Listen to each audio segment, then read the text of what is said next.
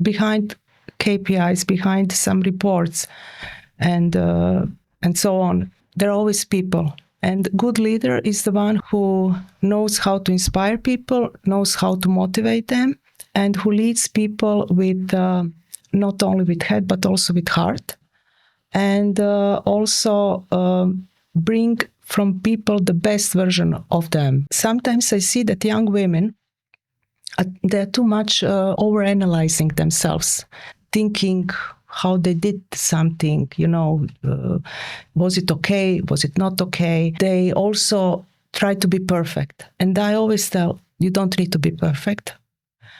If you want to take a new role or a new step in your career, don't ask yourself if you know everything.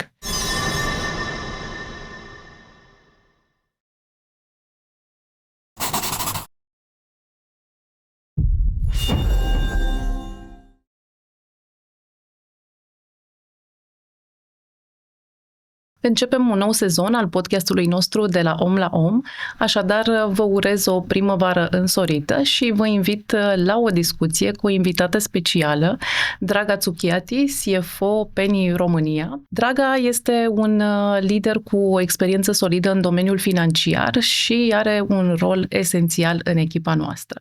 Bine ai venit, Draga, sau mai bine aș spune welcome, Draga. It's a pleasure to be here today with you and to start a new season of our podcast. Thank you very much, Irina. I'm very pleased to be here with you, and I'm looking forward to our talk today. Can you tell us a little bit about yourself, the origins, and who is Draga Cukjati actually? I was born in Zagreb a long time ago, in Croatia, and I have brother and sister. My parents still live in Zagreb. I was studied in Zagreb economy. And then I started to work in, at that time it was Bank Austria, Kreditanstalt, which later on became part of UniCredit Group. I started to work in M&A and corporate finance. Then I met my husband, I moved to Slovenia, and I started my family there. And at that time I was also still in M&A, corporate finance. Then I moved to Austria as a head of corporate structure advisory. And after that, after 1 year, I went back to Slovenia as a head of large corporates. But first of all, what I would like to say is that I'm a mother to my son, who is now 21 years old.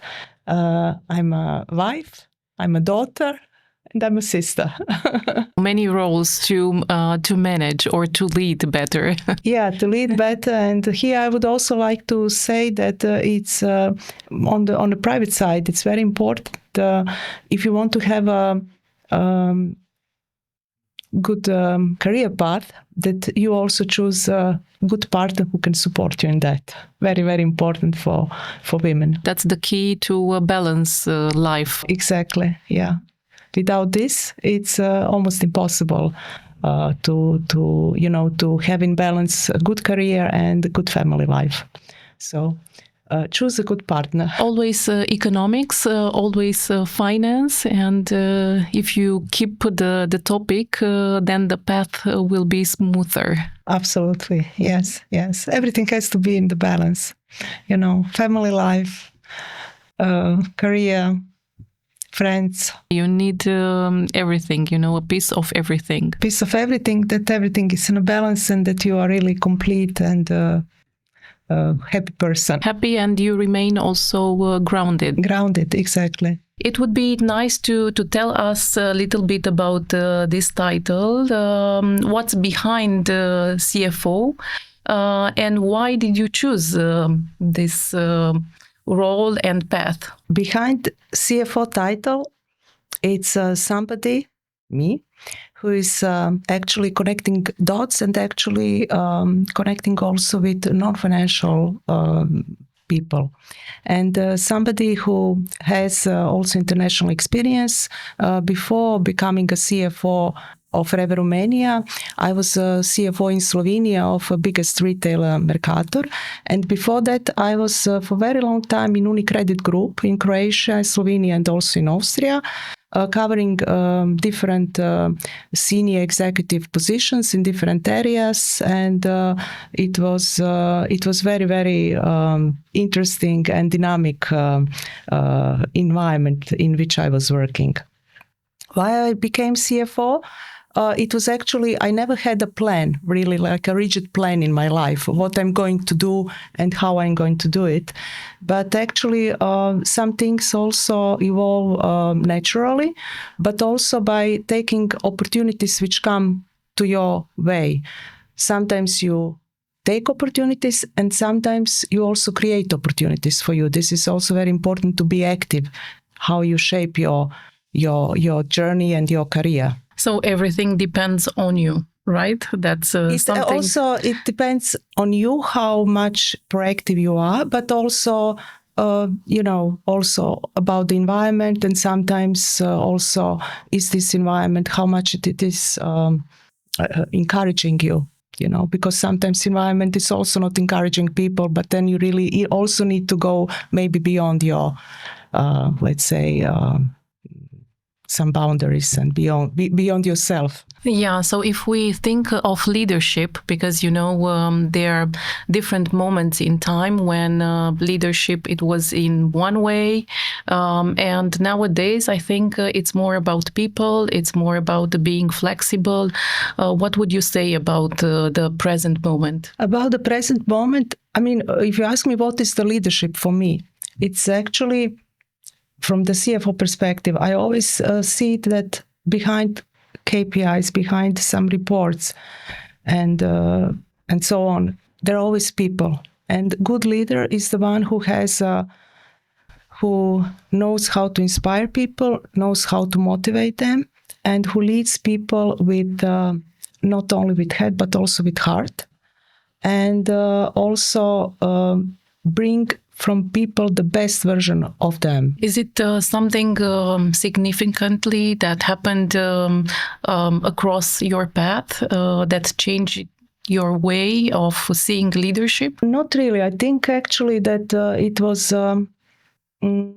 was like a normal journey from junior positions, because I really started as an analyst. I remember when long time ago as an analyst, and then going up through different career stages, coming to this position where I am now. So there was no specific moment, but it's more like a journey. And on this journey, you actually, through experience, you actually become a leader. And I think that there is also a difference between being like a manager and a leader, because manager, it's more about managing people, some processes, you set some rules and things like that. But actually, the leadership is then some kind of the next steps after being a manager, where you actually really, as I said before, you inspire people, you motivate them, you bring the best out of them. And you have the big picture, so you can somehow inspire the others and lead them in the direction that you think is good for them. For example, when I see myself, how I see myself, I'm not a micromanager, but I give people a space and some framework and some, let's say, guideline. But then I leave them to do things on their own, to bring decisions,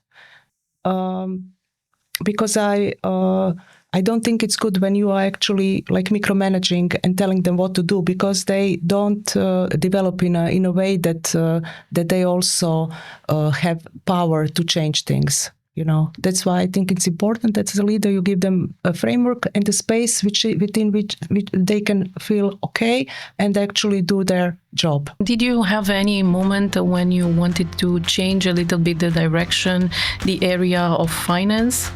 I don't know, to say, okay, maybe I want to go to another industry, maybe, or... I changed the industry because actually from being in banking, I started as a consultant in M&A corporate finance, then I was head of large corporates, head of corporate structure advisory and so on. So I changed from one industry to another, and actually doing that, it gives you another perspective. because I always think that you have to try different things because it actually broadens your horizons. It gives you another perspective. You see things from a different angle. And actually still today, I read a lot, and also I stay connected through, conferences, through talking to interesting people and so on, because it's not good that you're only in your, industry, but you need to know what's going also in other industries, because it's a big ecosystem where everything is connected. But finance was always your choice. Yeah, I was somehow always connected to finance and always to numbers. Numbers and also organization. I will tell you one anecdote actually. When I was little, I was still in the kindergarten. I have a brother and sister, and I remember from that period, I didn't know how to read or how to write. And I remember one image of myself sitting at home on stairs. At home, we had three of us, my brother, sister, and me. All of us had certain house tasks. One was responsible to going to the market. The other one had to take, do some, sheets or, in the cleaning room, And the third one was responsible to take garbage to the big container on the street. So we had these little tasks, and we were also getting candies and chocolates from parents. And sometimes, even we were very small, we were actually trading with this. And I remember myself with the image, I had a piece of paper, and then I was organizing ourselves, okay? My sister or brother, I gave them some chocolates if they did something for me. So already at that time, I was very well in organizing things. So it was an exchange between you and them. So similar to money, but it was chocolate in your case. Chocolates, candies, and housework. Yeah. So, already at that time, it seems that I was quite well organized. And and then somehow I decided during, my secondary school faculty and so on, that I will do something with numbers because this was interesting to me. Then things somehow in life, you have some view where you're going to go, but then also it depends a lot about how proactive you are, what is your first job. This is what I would actually always advise to young people, to be very careful about choosing the first job, because it's like like you are jumping. It's like a first step where you need to make sure that maybe money is not so important, but to start in very good company, very good brand with which invest in training, in education and so on, in career development, so that you can actually build very, very strong foundation. And to have the right reference right from the very beginning. Yeah, because I think it's important that you, at the beginning of a career, that you form very strong foundation in terms of knowledge and everything. And then from that, you can actually build on. I would always actually advise to young people who are at the beginning of their career to build this strong foundation, and then from then take opportunities, create opportunities, also go out from the comfort zone. This is very important. Yeah. And here I would again go back to my favorite, subject, and this is women in corporates, in corporate world, where sometimes I see that young women, they're too much overanalyzing themselves, thinking how they did something, was it okay, was it not okay? They also try to be perfect. And I always tell, you don't need to be perfect. If you want to take a new role or a new step in your career, don't ask yourself if you know everything. Because you cannot know everything. No, and sometimes this is what women compared to men, sometimes they overanalyze, they want to be completely perfect and completely ready for the new role. And I tell them, you will never be ready. Sometimes you just need to jump into the swimming pool, even if you are not perfect swimmer. And that's it. You mentioned opportunity. Can you give us an example of this kind of opportunity? What does it mean? For example, in working in some company, I will give my example. At that time, I was in Unicredit. I was working in Slovenia in M&A advisory. And at some point, I heard that they were looking for a person in Vienna to lead a corporate structure advisory team. And it was in another country. It was something completely new, a new role in the bank, which nobody actually knew what to expect. But when I heard about it, I actually I made initiative from my side. I called the people who were in charge of that, and I told them that I'm interested to take over that position. And that's how I actually took the opportunity, And what was even more important, I made a step forward myself. You were the driver. Exactly. You didn't wait for somebody to find you. No. You opened the door, you called, and you said, I want to do this.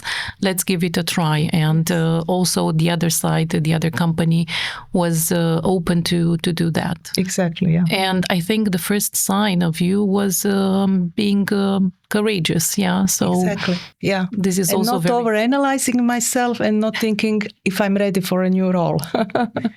Yeah, I totally understand. As a CFO, what would you say about the perfect day? How does it look for you? Only green in the reports, okay, that's, the numbers? When I see everything green in reports, I'm very happy, and also my team is very happy. Everyone is happy.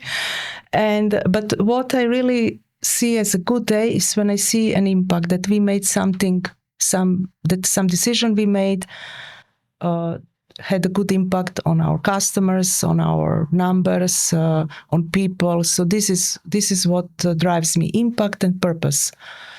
When you see that something you were working on something and then you see some results, that's always very, very good and positive. That's a good day. How do you work with the other departments? Because currently you coordinate some departments. What are the departments? It would be good for the others to know.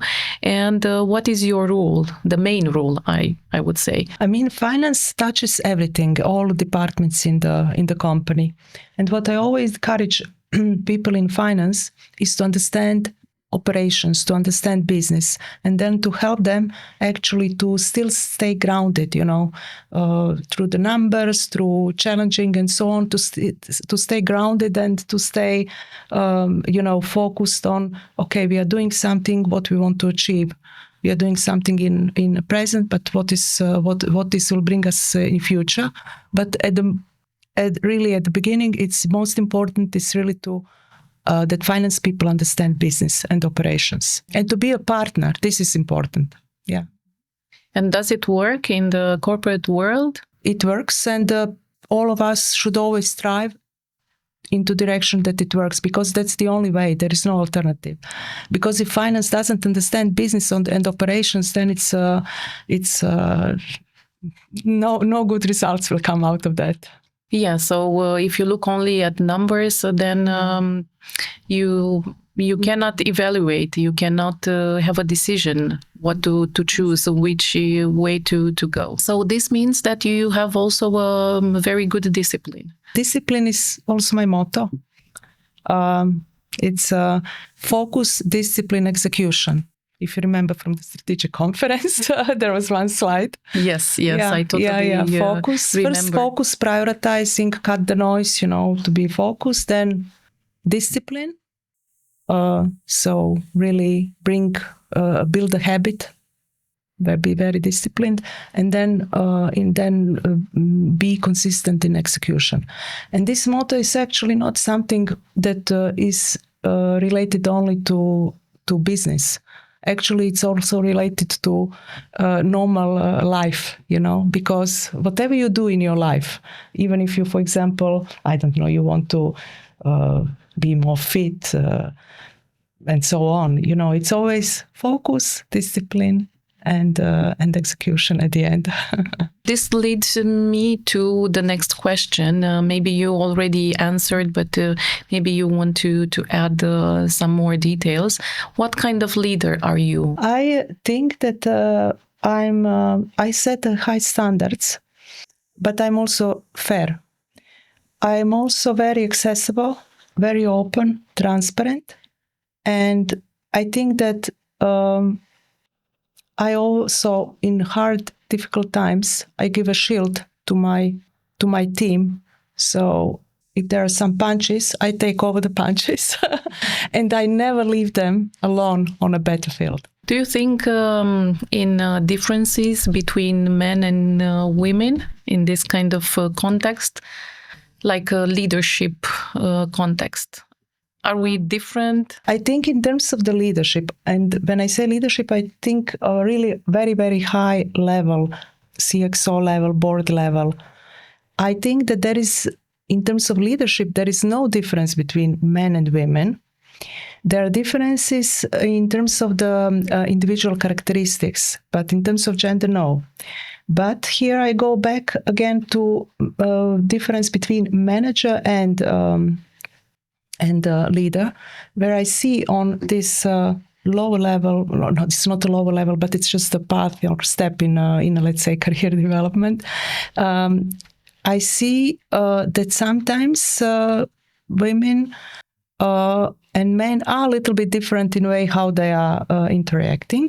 And for example, I see sometimes women more collaborative, more inclusive, and men more decisive and transactional.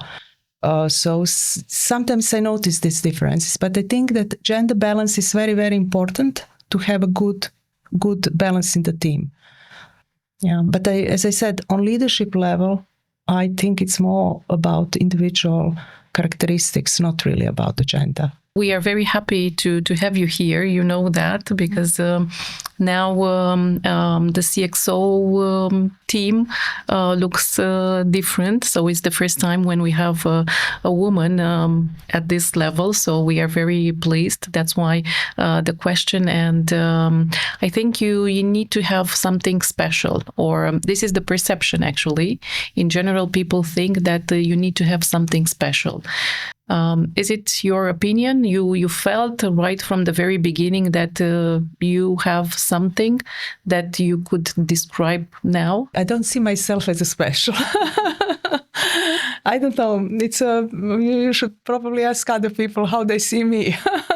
But I don't see myself as a special. I see,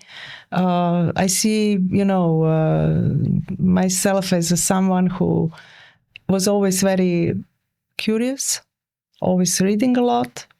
I was always, as I said, open to opportunities. I was also creating opportunities. I had some vision where I want to go at the end. I didn't plan rigidly, every my step and move.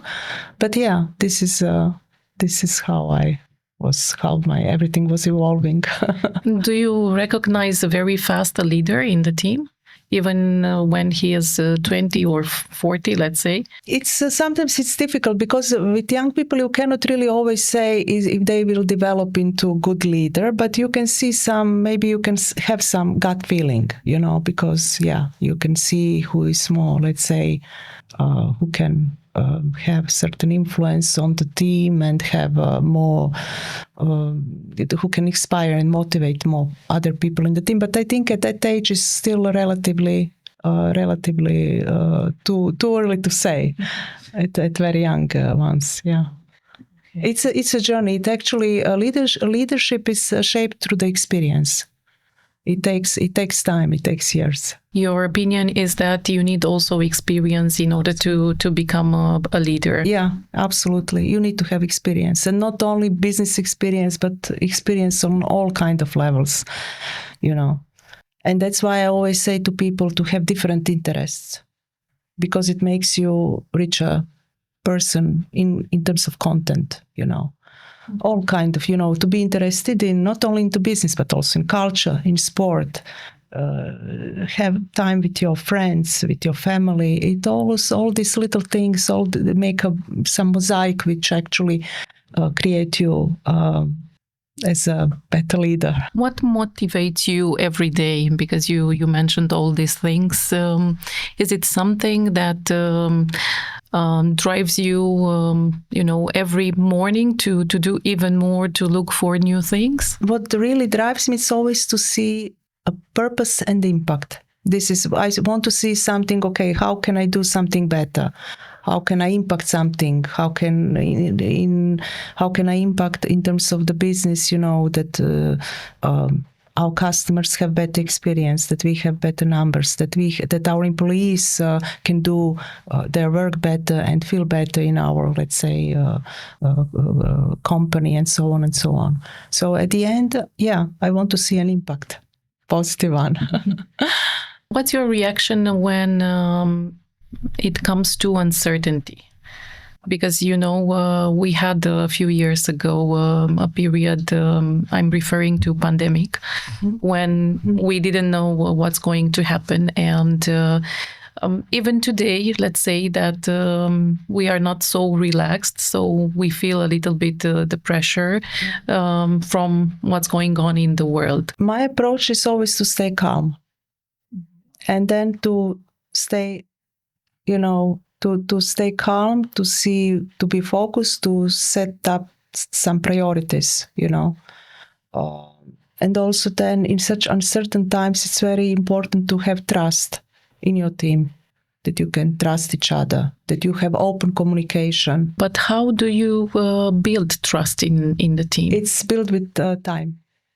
Before this pressure and uncertainty comes, you need to build trust.